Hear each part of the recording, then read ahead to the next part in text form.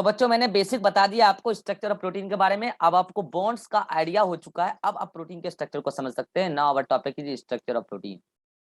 देखिए भैया, जब हम स्ट्रक्चर ऑफ प्रोटीन के बारे में बात करते हैं, आपको पता होगा कि हम लोग यहाँ पे जो बायोमोलिकुलर चैप्टर पढ़ रहे हैं, ये एक ऐसा चैप्टर है जो केमिस्ट्री और बायोलॉजी के बीच में एक अच्छा लिंकिंग सब्जेक्ट है, एक लिंकिंग चैप्टर्स है। इवन ये फिजिक्स को भी कनेक्ट करता है, ठीक है। तो भाई जब तीन मेजर सब्जेक्ट आता है साइंस का, one is physics and one is chemistry and one is biology, तो भाई अलग अलग तरीके से बातें होती है। आपको पता है फिजिक्स वाले लोग जनरली 3D में बातें करते हैं, केमिस्ट्री वाले लोग अब उसमें अलग अलग है, ऑर्गेनिक वाले अलग लोग, उनका अलग व्यू है, इनऑर्गेनिक वाले अलग व्यू है। तो जब ऑर्गेनिक वाले बात करते हैं तो वो 2D में बात करते हैं, जैसे कि बेंजीन का स्ट्रक्चर, नैप्थलीन का स्ट्रक्चर, मेनी मोर। इनऑर्गेनिक वाले ये केमिकल फार्मूला के जैसे बात करते हैं, like NaCl, MgCl2 and many more, ठीक है। लेकिन हम बायोलॉजी वाले अलग तरीके से बात करते हैं, हमारे बात करने का तरीका ही अलग है, ठीक है। अब हम कैसे बात करते हैं वही तो बात मैं करने आया हूं आज आपके सामने। ये सारी बातें एनसीईआरटी में लिखी है, सुनना ध्यान से।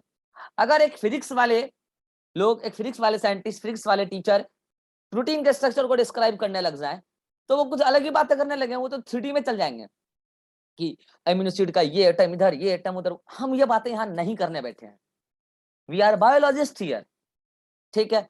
अगर केमिस्ट्री के लोग आ जाए तो केमिस्ट्री में दो टाइप के लोग आते हैं, फिजिकल तो फिर भी उधर ही चला जाता है मोस्टली, दो टाइप के, ऑर्गेनिक, इनऑर्गेनिक, जो कि हमारे बायोकेमिस्ट्री में डील होता है, ठीक है। तो ऑर्गेनिक वाले बात करते हैं 2D स्ट्रक्चर के बारे में, लाइक आप बेंजीन का स्ट्रक्चर पढ़े होंगे, बहुत फेमस स्ट्रक्चर है ऑर्गेनिक में। ऑर्गेनिक का कोई ऐसा लेक्चर नहीं होता है जिस दिन बेंजीन नहीं आता है, ऑर्गेनिक के हर लेक्चर में बेंजीन आता है, ठीक है। तो बेंजीन का स्ट्रक्चर आप पढ़ते होंगे 2D स्ट्रक्चर, तो उस टाइप की बातें होती है वहां पर, ठीक है। अगर इनऑर्गेनिक वाले सर आ जाए बातों को डिस्क्राइब करने के लिए, तो जैसे वो MgCl2 का फार्मूला बताते हैं, NaCl का फार्मूला बताते हैं, तो प्रोटीन का फार्मूला बता देंगे, बोलेंगे इसमें फलाना एमिनो एसिड इस पर्टिकुलर आइटम से बना है, whole twice, whole thrice, many more, जो भी है। हम ये बातें यहाँ करने नहीं बैठे, वी आर बायोलॉजिस्ट हियर। और जब बायोलॉजिस्ट बात करते हैं प्रोटीन के स्ट्रक्चर के बारे में, तो बायोलॉजिस्ट प्रोटीन के स्ट्रक्चर को 4 अलग अलग लेवल में डिस्क्राइब करते हैं, और वो 4 लेवल को हमने नाम क्या दिया है, primary structure, secondary structure, tertiary structure and quaternary structure. 1 degree means primary, 2 degree means secondary, 3 degree means tertiary and 4 degree means quaternary. लिख देता हूं मैं, primary structure, secondary structure of protein, tertiary structure of protein and quaternary structure of protein. और आज हमें यही समझना है। नाउ फर्स्टली हम समझते हैं प्राइमरी स्ट्रक्चर ऑफ प्रोटीन क्या होता है। ध्यान से समझिएगा बच्चों, बहुत सिंपल है। अगर आप पेप्टाइड बॉन्ड सिंथेसिस समझ चुके हैं, अगर आप केमिकल बॉन्ड्स को समझ चुके हैं, तो स्ट्रक्चर ऑफ प्रोटीन में कुछ भी नहीं है, ठीक है। Primary structure of protein, okay. आइए देखिए, मैंने आपको समझाया है कि protein is the polymer of amino acid, right. और आपको पता है कि अमीनो एसिड में, amino acid, what is amino acid? अगर एक लाइन में पूछना हो व्हाट इज अमीनो एसिड, तो क्या है अमीनो एसिड, कोई बताओ। ज्योति कुमारी 159 रोल नंबर, बताओ what is amino acid, amino acid क्या है? बताइए।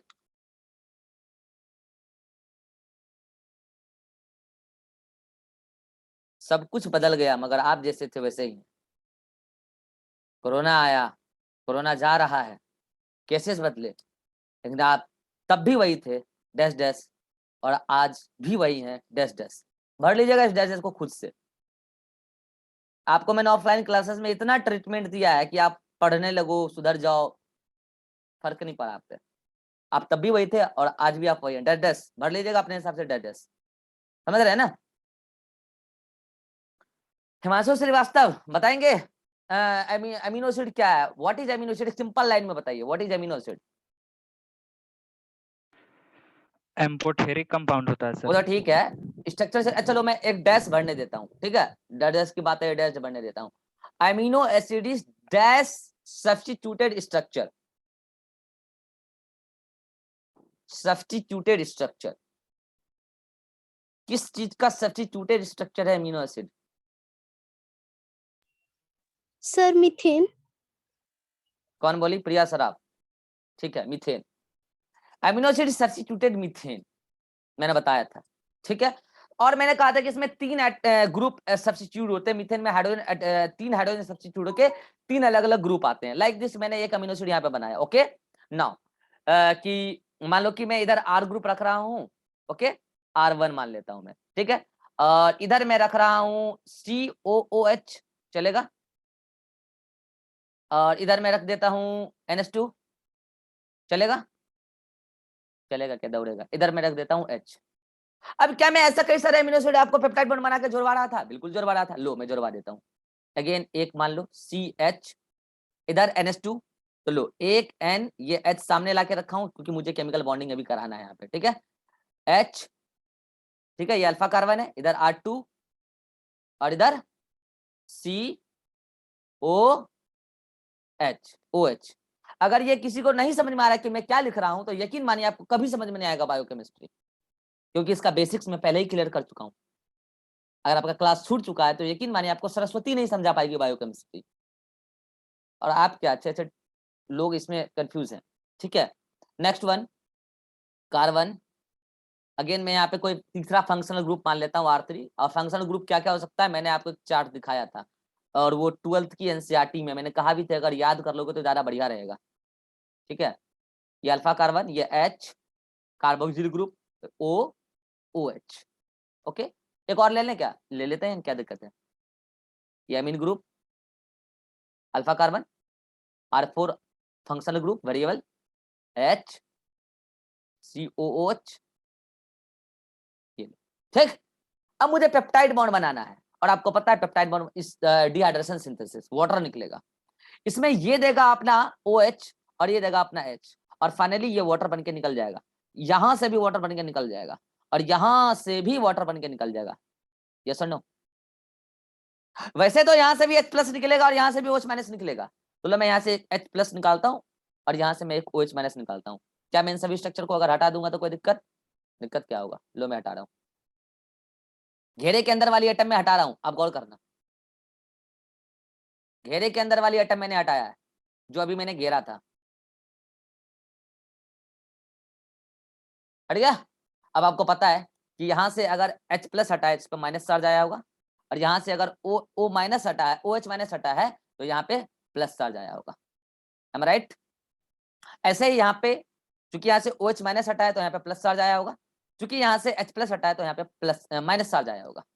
ओके ऐसे ही यहाँ पे OH- हटा है तो यहाँ पे प्लस चार्ज आया होगा, ऐसे ही यहाँ पे H+ हटा है तो यहाँ पे माइनस चार्ज आया होगा, ऐसे ही यहाँ पे OH- हटा है तो प्लस चार्ज आया होगा, और ऐसे ही यहाँ पे H+ हटा है तो माइनस चार्ज आया होगा। और आपको पता है कि अब ये इलेक्ट्रॉन का शेयरिंग करेंगे और क्या बना लेंगे? Peptide bond. क्या बना लेंगे? Peptide bond. क्या बना लेंगे? Peptide bond. हेलो, और आपके सामने आप देख पा रहे हैं, आपके सामने एक पेप्टाइड बॉन्ड के बन के तैयार हो गया। पेप्टाइड, हेलो, याद है? दो या दो से अधिक अमीनो एसिड जब आपस में लीनियरली अरेंज हो जाते हैं केमिकल बॉन्ड के through, that is peptide bond, amide bond, then that particular linear chain is known as peptide. कोई बोलेंगे यहाँ पे मैंने कितना कौन सा पेप्टाइड बनाया है? डाइपेप्टाइड, ट्राइपेप्टाइड, टेट्रापेप्टाइड, पेंटापेप्टाइड में से कौन सा पेप्टाइड बनाया? एनीवन हाथ खड़ा कीजिए। मैंने क्या बनाया यहाँ पे बताइए प्रतीक। सर ट्राइपेप्टाइड है। ट्राइपेप्टाइड है। कितने यस अमीनो सर। एसिड है गुनिएगा जरा? एक अमीनो सर एसिड यहाँ 4 है। है। हाँ तो ट्राई कैसे होगा? एक अमीनो एसिड सर बॉन्ड 3 के बीच ही ना बन रहा है। हाँ चलिए मैं सिखा दे रहा हूँ। अच्छा बात है कि आप ये डाउट पूछ लिए। चलिए ये डाउट बहुत सारे बच्चों का होता है, सुनिए लो। आप पेप्टाइड का काउंटिंग अमीनो एसिड गिन के बताते हो। जैसे देखो एक amino acid number 1, number 2 amino acid, number 3 amino acid and number 4 amino acid. So total number of amino acid 4 and this peptide is tetrapeptide. Tetra TTRA tetrapeptide. Number of amino acid decide करेगा कि आगे word क्या लगेगा, tetrapeptide. तो मुझे बताओ अगर मैं टेट्रापेप्टाइड में कल को आपसे नंबर ऑफ अमीनो एसिड पूछ लूं क्वेश्चन में, तो क्या बताओगे Himanshu Shrivastava? Number of amino acid in tetrapeptide 4। But Riya Ranjan अगर मैं आपसे पूछूं टेट्रापेप्टाइड में नंबर ऑफ पेप्टाइड बॉन्ड, देख के बताना ध्यान से। सर 3। 3। चलो मैं एक और क्वेश्चन देता हूं आपके सामने। आज मैं आपके सामने टेट्रापेप्टाइड बनाया हूं, कल मैं ये पूरा सोफड़ा उड़ा दूं, यहां से ये पूरा हटा दूं, सपोज दैट कि मैं इसको हटा दूं, लो मैं हटा ही देता हूं, चलो 1 सेकंड के लिए मैं हटा देता हूं। हटा सकता हूं मैं ऐसे? क्यों नहीं हटा सकता? बिल्कुल हटा सकता हूं। अगर मैंने हटा दिया और अब क्या बन जाएगा वो, प्रिया सराफ। अब इस पर्टिकुलर स्ट्रक्चर को आप क्या बोलोगे? जैसे पहले मैं बोला था टेट्रापेप्टाइड, अब इसको क्या बोलोगे? ट्राइपेप्टाइड। और ट्राइपेप्टाइड में अगर यहां मैंने ट्राइपेप्टाइड बोला है तो हर्षित श्रीवास्तव बताएंगे ट्राइपेप्टाइड में नंबर ऑफ अमीनो एसिड आप कितना बताओगे? सर 3। और प्रतीक तिवारी इसमें नंबर ऑफ पेप्टाइड बॉन्ड कितना बताओगे? सर 2। अच्छा ऐसे ऐसे कोई ऐसा बता सकता है मिनिमम पेप्टाइड कितना का हो सकता है, मतलब मिनिमम स्मॉलेस्ट पेप्टाइड कौन सा हो सकता है? एनीवन हाथ खड़ा कीजिए, स्मॉलेस्ट पेप्टाइड का नाम बताइए, स्मॉलेस्ट पेप्टाइड बोले प्रतीक। सर जो जिसमें दो पेप्टाइड नाम का बोलिए, चेन बना हो। नाम बोलिए, नाम बोलिए उस पेप्टाइड का। Sir dipeptide. डाइपेप्टाइड में number of amino acid? Sir number of amino acid 2। Number of peptide bond? 1। और अगर डाई से नीचे जाओगे तो पेप्टाइड बनेगा ही नहीं। यह बात एक नरसिंह श्रीवास्तव ने पूछा भी था, 2 से नीचे जाओगे तो बनेगा ही नहीं, अमीनो एसिड रहेगा वरना वो पेप्टाइड थोड़ी रहेगा। पेप्टाइड तो तब कहलाएगा जब एटलीस्ट एक पेप्टाइड बॉन्ड आ जाए। और ध्यान रखना ये बात बच्चों, जब हम पेप्टाइड का काउंटिंग गिनते हैं, पेप्टाइड के आगे वर्ड लगाते हैं काउंटिंग वर्ड, तो वो वर्ड अमीनो एसिड का काउंटिंग है। और मैं आपको बताऊं नीट वाले बड़ा चालाक होते हैं, वो देंगे पेंटापेप्टाइड में नंबर ऑफ पेप्टाइड बॉन्ड, बच्चा मारता है 5, पहले ऑप्शन में रहता है 5, answer is 4। Are you getting my point? मैं कह रहा हूं, मैं क्या कह रहा हूं। और ऐसा क्वेश्चन पीएमटी में बच्चों से हर बार में गलत हो जाता है। तो ये जो अभी मैं आपके सामने कर रहा हूं, this is the simply primary structure, linear structure, linear chain of amino acid called as peptide. 20 से अधिक हो जाएगा तो बोल दोगे पॉलीपेप्टाइड।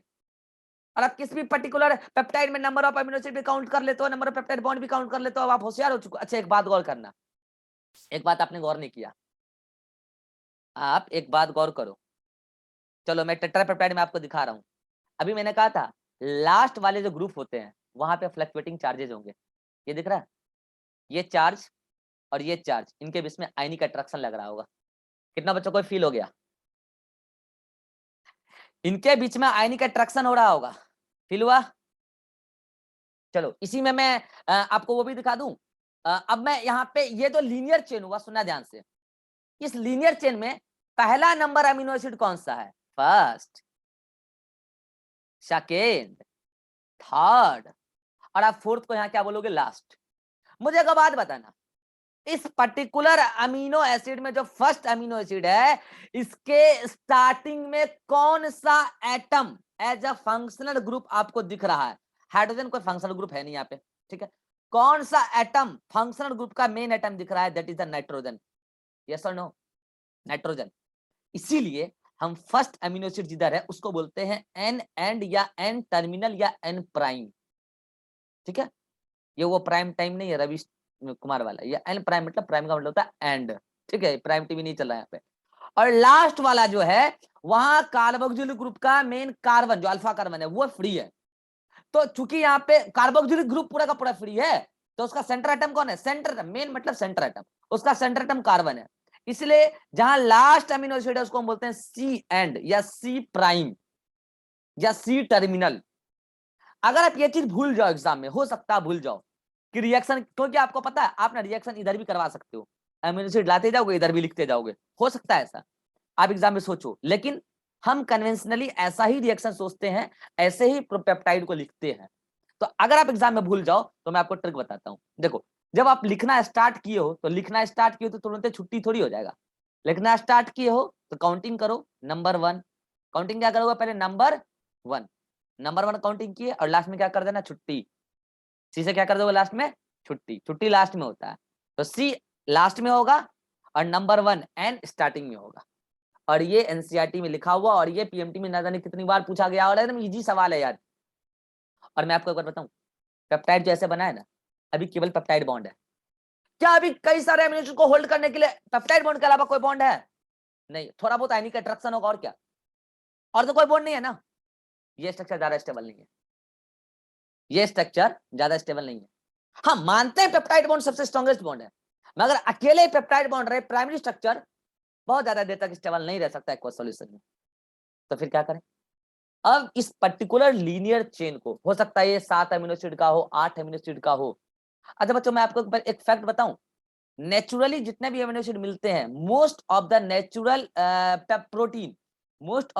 प्रोटीन आपको ओलिगोपेप्टाइड ही मिलते हैं, मतलब 20 से कम वाले मिलते हैं। आर्टिफिशियली हम लोगों ने लंबा लंबा बना के रखा है लैब में, ठीक है, लेकिन नेचुरली मोस्टली बोला है मैंने, most of the amino acid उससे कम वाले ही मिलते हैं। मैं पेप्टाइड में अमीनो एसिड का काउंटिंग बता रहा हूं। मुझे पता है आपके मन में क्वेश्चन आ रहा होगा, सर आपने कहा था पाइरुवेट डिहाइड्रोजन कॉम्प्लेक्स, उसमें 72 पेप्टाइड होता है। तो भैया 72 पेप्टाइड होता है। मैं यहां ये कह रहा हूं कि जो पर्टिकुलर पेप्टाइड है उसमें नंबर ऑफ अमीनो एसिड में बता रहा हूं, नेचुरली अकरिंग प्रोटीन में number of amino acid in general 20 से कम होता है। कितने लोग मेरी बात समझ गए? हाथ खड़ा कीजिए।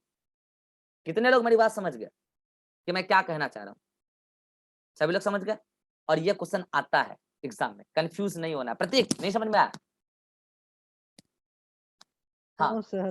पाइरुवेट डिहाइड्रोजन कॉम्प्लेक्स में नंबर ऑफ पेप्टाइड कितना है बताया था लास्ट क्लास में? 72 वो पेप्टाइड है या नंबर ऑफ अमीनो एसिड है? पेप्टाइड है सर। पेप्टाइड है।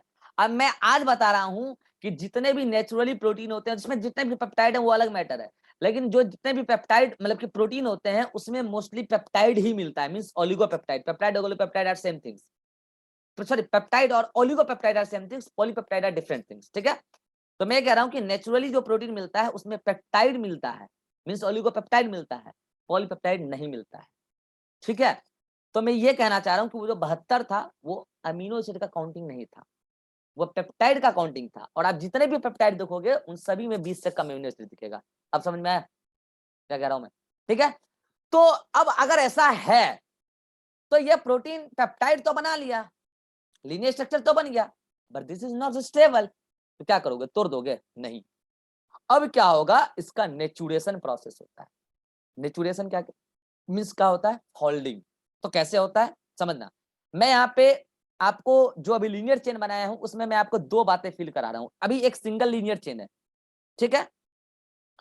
मैं कहता हूं कि ये जो आर ग्रुप है R1, ये जो R1 है, ओके, और ये जो R4 है, ये R1 और R4 के बीच में हाइड्रोजन बॉन्ड बन रहा है। क्या बन रहा है? H bond. क्या बन रहा है? H bond. अगर ऐसा है तो मुझे बताना, ये पूरे स्ट्रक्चर तो जुड़ने के बाद एक सिंगल चेन बन गए थे, एक सिंगल मॉलिक्यूल बन गए थे। अगर ऐसा है तो ये जो H बॉन्ड बना है ये इंट्रामोलिकुलर H बॉन्ड है या इंटरमोलिकुलर H बॉन्ड है? एनीवन? एनीवन? मैं रिपीट कर रहा हूं, आपने पूरे पेप्टाइड को एक सिंगल मॉलिक्यूल कंसीडर किया क्योंकि सब जुड़ गए आपस में, और उसके R1 और R4 के बीच में क्या हो रहा है? अच्छा, R1 नहीं, सॉरी सॉरी सॉरी, अभी R1 R2 नहीं आएगा, एक मिनट रुको। R1 R2 अभी कहां से आ जाएगा? एक मिनट। इसका 1 मिनट, इसका O और इसका H, इसके बीच में H बॉन्डिंग हो रहा है, ठीक है। नॉट R1 R2, अभी R1 R2 नहीं, वो तो टर्सरी स्ट्रक्चर में आएगा, ठीक है। एक मिनट,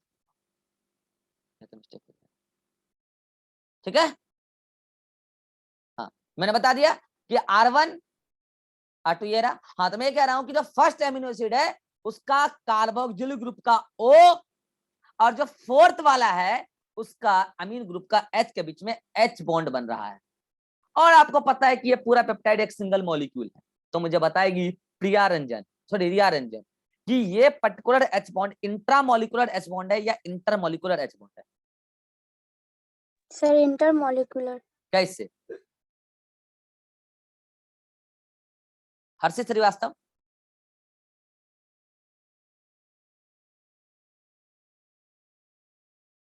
प्रतीक? क्योंकि सर एक ही मॉलिक्यूल के दो आंसर एटम पहले के दीजिए, बीच आंसर में आप अपना बॉन्डिंग दीजिए, हो रहा आप है। पहले अपना आंसर दीजिए, इंटर या इंट्रा? Sir inter. गलत आंसर। कितनों को लगता है इंट्रा? इंट्रा कितनों को लग रहा है भाई? बताइए हिमांशु, रीजन।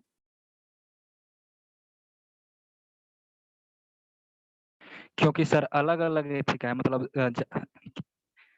मतलब एक जो पेप्टाइड बॉन्ड बना है ना, तो एक सेम पेप्टाइड बॉन्ड से नहीं जुड़ा है, अलग अलग मतलब एथिक से है। क्या बोला जाता है? आप लोग कंसेप्ट को गोवर कर दिए यार। मैंने सेल में भी समझाया था इंटर और इंट्रा का वर्ड का मतलब, सुन लो फिर से। इंटर मैंने एग्जांपल दिया था, इंटरनेशनल मैच, दो नेशन के बीच में मैच, दो नेशन। तो जब मैं बोलूंगा इंट्रा मॉलिक्यूलर एच बॉन्डिंग, दो मॉलिक्यूल के बीच में बॉन्डिंग, और अगर इंट्रा हुआ तो एक ही मॉलिक्यूल के बीच में बॉन्डिंग। तो भैया यहाँ तो ये पूरे जो मैं देखो, मैं इसको घेर रहा हूँ, किसको? मैं इस पूरे को घेर रहा हूँ, ये पूरे एक सिंगल मॉलिक्यूल है भाई मेरे। अभी बोला ना मैंने कि ये पूरा एक सिंगल मॉलिक्यूल बन गया जब पेप्टाइड बॉन्ड से सब जुड़ गया।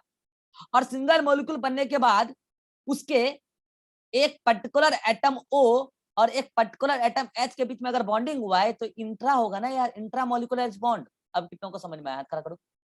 ये इंट्रा मॉलिक्यूलर एच बॉन्ड होगा ना यार, क्योंकि आप वो पूरे को होल सिंगल एक मॉलिक्यूल मान रहे हो। और ऐसा नहीं कि ये बात आपको पहले समझ में नहीं आ रहा था, अभी तो सबको हाथ खड़ा कर दिया, पहले भी समझ में आ रहा था। आप बस इंट्रा और इंटर को सही से पुट नहीं करते हो, कहां पुट करना है, ठीक है? तो अगर ऐसा हो गया तो मुझे एक बात बताओ, आपको ऐसा नहीं लगता है कि जब इनके बीच में अट्रैक्शन लगेगा, किसके बीच में? इस O और इस H के बीच में, तो आपको ऐसा नहीं लगता? अच्छा, आपके मन में आ रहा होगा एक बात, सर इसके बीच में नहीं लग जाएगा, इसके बीच में नहीं लग जाएगा? लग सकता है, लगता नहीं। क्या बोल रहा हूँ, सुनना ध्यान से। लग सकता है, लगता नहीं है, क्योंकि लगने का कोई मकसद है, और मकसद ये है कि इस स्ट्रक्चर को अपना स्टेबिलिटी बनाना है हेलिकल घूम के। कैसे? तो लाइक दिस, सुनना ध्यान से, मैं जा रहा हूं सेकेंडरी स्ट्रक्चर पे। लाइक दिस, ऐसे घूमना है, ऐसे घूमना है। और अगर ऐसा है तो सुनना ध्यान से, ये जो एक हेलिक्स बना है ना, आपको जो एक हेलिक्स बनता हुआ दिख रहा है, इस एक हेलिक्स में 3.5 अमीनो एसिड आता है। इस बात को आप यहां से फील करो, कर पाओ? देखो, ये तो 3 पूरा का पूरा आएगा और इसका ये आधा पार्ट में आ जाएगा, समझ पा रहे हो? तो जब एक हेलिक्स तैयार होगा, टर्न तैयार होगा, एक टर्न, तो एक हेलिक्स में 3.5 अमीनो एसिड, यानी कि अमीनो एसिड नंबर 1, ये 2, ये 3 और ये 4। और आपको पता होना चाहिए इसी दोनों के बीच में हाइड्रोजन बॉन्डिंग हुआ है। कितने लोग मेरी बात समझ गए? हाथ खड़ा कीजिए। कितने लोग समझ गए? और ऐसे ही होते ही चला जाएगा, होते ही चला जाएगा, होते ही चला जाएगा। और आपको मैं ये भी बता देता हूँ, ये राइट हैंडेड क्वाइलिंग हो रहा है। आप अपने राइट हैंड को सामने लाओ और उसको अंगूठा ऊपर रखो और इस टाइप से क्वाइलिंग होता जा रहा है, राइट हैंडेड क्वाइलिंग, ठीक है? और एक क्वाइल में, एक हेलिक्स में 3.5 अमीनो एसिड फंस रहा है। ये नीट का क्वेश्चन है, 3.5। और अभी जो तैयार हुआ है, दिस इज सेकेंडरी स्ट्रक्चर बच्चों, this is the alpha helical secondary structure. Now we are studying secondary structure. Secondary structure primary के बाद सेकेंडरी बना है। This is alpha helical structure. अच्छा, एक बीटा होता है, एक बीटा प्लेटेड सीट होता है। अब समझना, मैं कह रहा हूं कि आपके सामने एक पेप्टाइड तैयार हुआ है, ये लो, कोई दिक्कत? ये पेप्टाइड हो गया। अब बोलोगे सर ये जिगजैग क्यों हुआ? तो जिगजैग हुआ नहीं है, ये पूरा का पूरा मैं एक पेप्टाइड मान रहा हूं और ये पूरा का पूरा एक पेप्टाइड मान रहा हूं, ओके? इसका सी टर्मिनल, इसका एन टर्मिनल, इसका सी टर्मिनल, एन टर्मिनल। ये पैरेलल भी होता है, एंटी पैरेलल भी होता है, ध्यान रखना, ऐसा बाहरी क्लासेस में पढ़ोगे आप, ठीक है? अब मैं क्या कह रहा हूं कि इस पर्टिकुलर जैसे यहाँ पे अमीनो एसिड नंबर 1 है, यहाँ पे 2 है, यहाँ पे 3 है, यहाँ पे 4 है, ऐसे इधर 1 2 3 4 एंड मेनी मोर। अब मैं क्या कह रहा हूं कि इनके सी ओ और एन एच के जो ओ और एच हैं, उनके बीच में एच बॉन्डिंग लगने लगती है।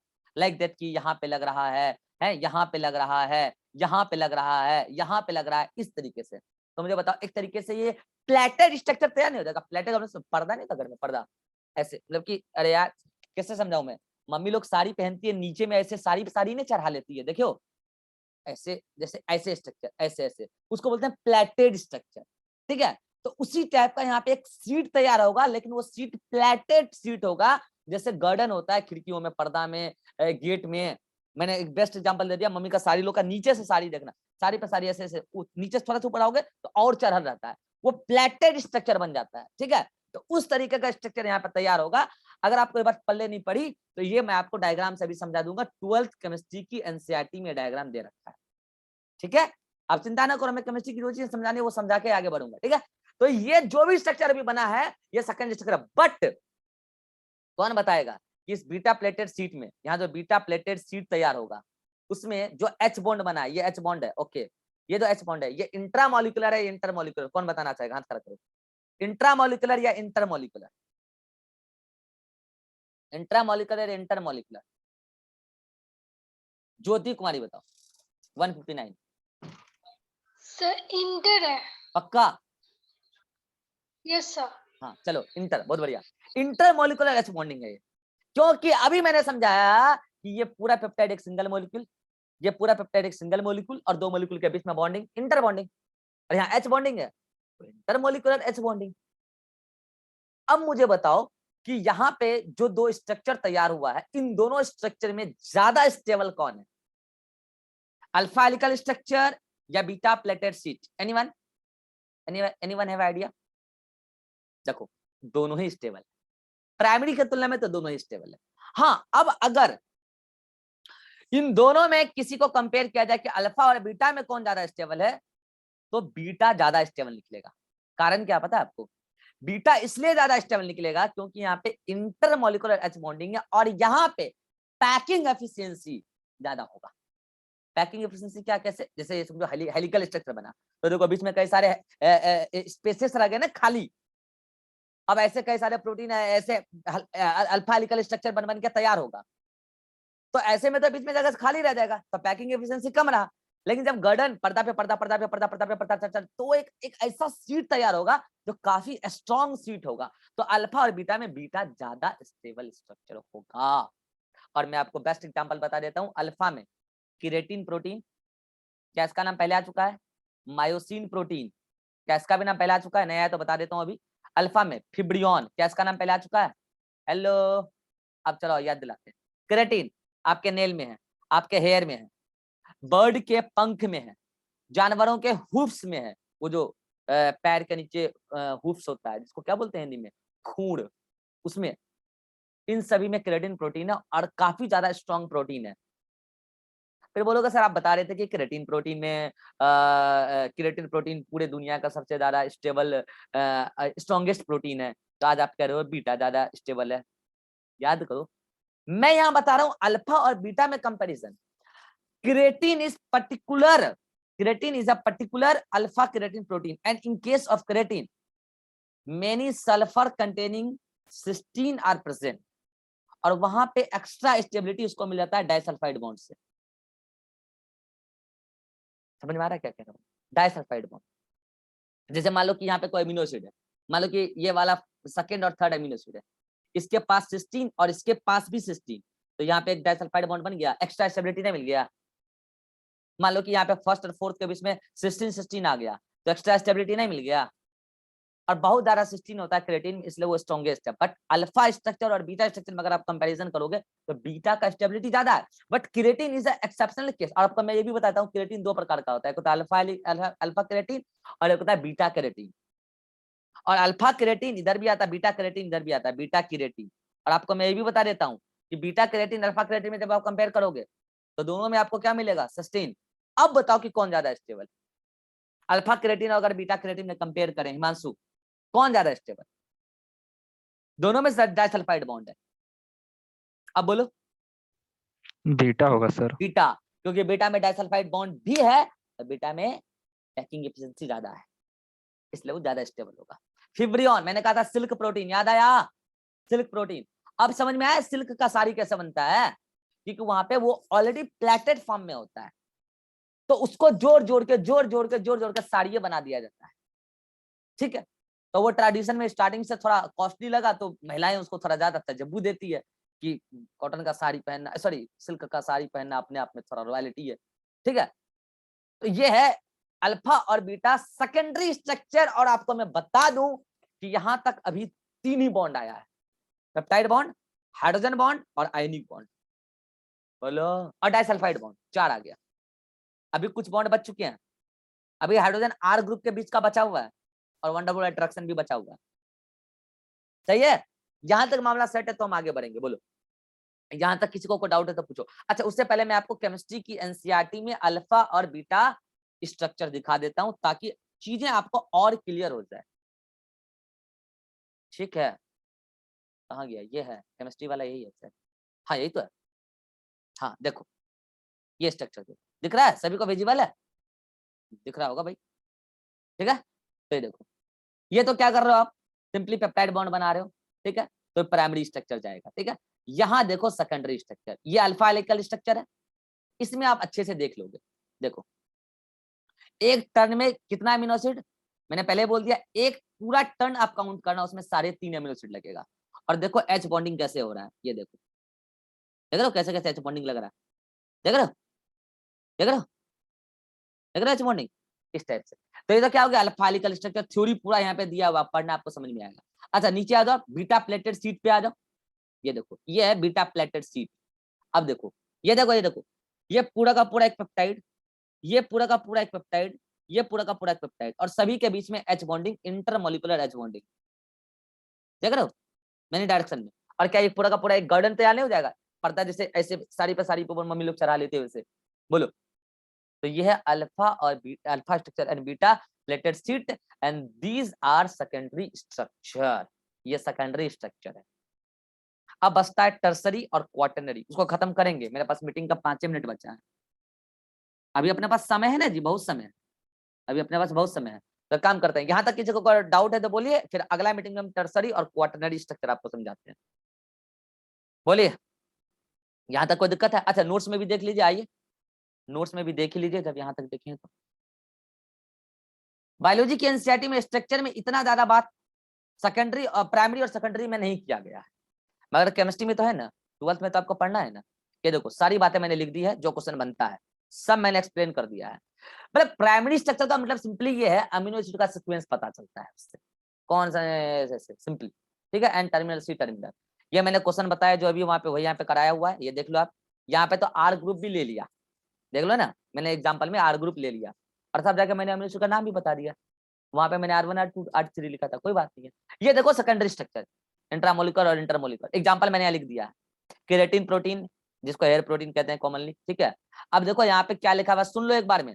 ठीक है, बाद में बच्चे पूछते हैं सर वहां क्या लिखा, हार्ड ड्यू टू, ये पीडीएफ बनाने में ऐसा हुआ, hard due to more cysteine amino acid. Screenshot लो, स्क्रीनशॉट लो, ले लिए। चलिए, अब देखो नीचे बीटा प्लेटेड सीट, इसमें फेवरिन, सिल्क प्रोटीन पहले बता चुका हूँ, सारी बातें बता चुका हूं मैं। ठीक है, तो आपने जहां तक सारी कंसेप्ट देख ली है सेकेंडरी तक। अब अगले मीटिंग में मैं टर्सरी और क्वाटरनरी स्ट्रक्चर खत्म करता हूँ और प्रोटीन को बाइंड अप करते हैं। ठीक है, चलिए, अगर यहाँ तक अभी भी किसी को कोई डाउट है तो बोल सकते हैं, फिर हम टर्सरी में बढ़ जाएंगे, टर्सरी और क्वाटरनरी। अगर आपको प्राइमरी सेकेंडरी समझ में आ गया तो टर्सरी क्वाटरनरी में कोई दिक्कत नहीं आएगा, राइट है। चलिए बढ़ते हैं आगे, और अगले मीटिंग में आइए तुरंत, फिर हम अच्छा 1 मिनट जाइए।